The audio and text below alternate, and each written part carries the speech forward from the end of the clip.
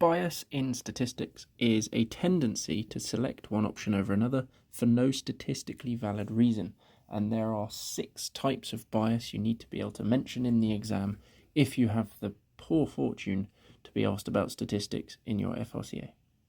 And these are the 6 types: selection bias, allocation bias, performance bias, detection bias, attrition bias, and reporting bias.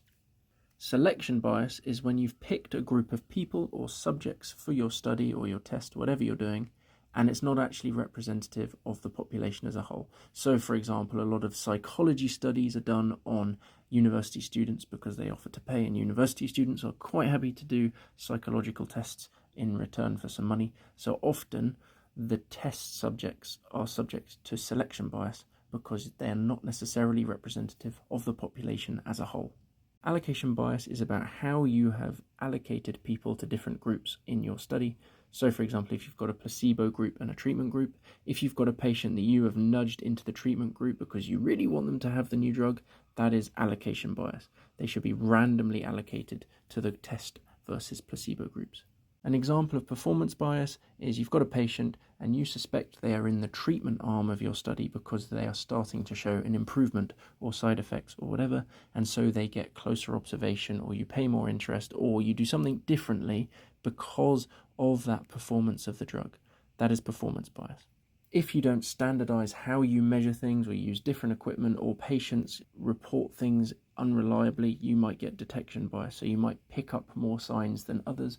And to prevent this, you need to have standard equipment and measurement techniques across all your groups.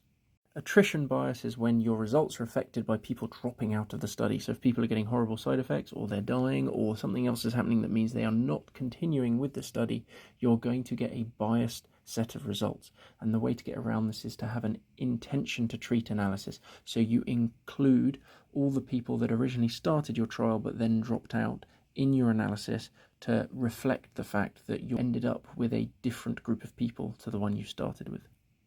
And finally, reporting bias occurs when the results influence how the information is reported. For example, if you've done a study and found that a drug doesn't do anything, it's much less likely to be published in a high-impact journal because it's not as interesting as some wild claim that it does. So a lot of the time these studies don't get published, and this is a reporting bias. You have a tendency to report certain trials or certain tests because of the results they have given. That is reporting bias. So if you are asked about bias in your exam, try and mention at least a couple of these and understand what they actually mean.